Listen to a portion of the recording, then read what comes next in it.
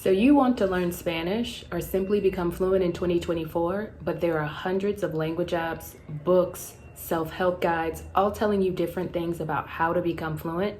Well, I went from zero to fluent, and now I live in a Spanish-speaking country. And I'm here to share with you 5 strategies that I use to learn Spanish effectively and quickly. The first strategy I used is Duolingo. Now I know this strategy is a little bit controversial, but hear me out. When I first started learning Spanish, I only knew 2 words. So Duolingo helped me get started. Sometimes half the battle is simply getting started. Duolingo is very easy to use, fast to download, and it will start you learning the very first day. You can use Duolingo to go from being basic to intermediate and to have simple conversations. So I recommend starting with Duolingo and being very consistent in using it every single day. Strategy number 2. So the second strategy that I used was an app called italki, where you can choose a Spanish teacher to have conversation classes.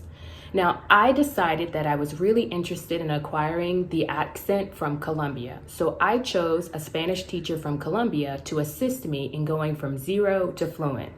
Now, hear me out. At first, I was terrified. But over time, when I became consistent in taking these classes at least once a week, I noticed that my Spanish went from very bad to very good in a small amount of time. I highly recommend that you download italki, choose a teacher, and this will help you go from zero to fluent in a shorter amount of time. Trust me.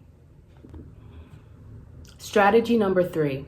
The third strategy that I used was YouTube. The truth is, you can learn an enormous amount of Spanish from watching YouTube videos and watching professional teachers on YouTube. One of my personal favorites to watch is Español con Juan. Juan uses very funny Spanish stories, a lot of humor in his teaching, so you actually forget that you're learning Spanish. You forget that you're learning new concepts that are oftentimes very complex. I highly recommend his channel or any other Spanish teacher's channel for learning some concepts that will take you a long time if you don't have the assistance of a native speaker. Strategy number 4, language immersion. So this was one of the hardest things that I've ever done in my life. But in order to propel my Spanish speaking from zero to fluent, I spent nearly 4 months in Mexico, speaking in the language, talking to native speakers, going to stores, buying things, going to restaurants, ordering food in Spanish, and also having conversations with local people. Although when I first started, I was terrified to even speak in public.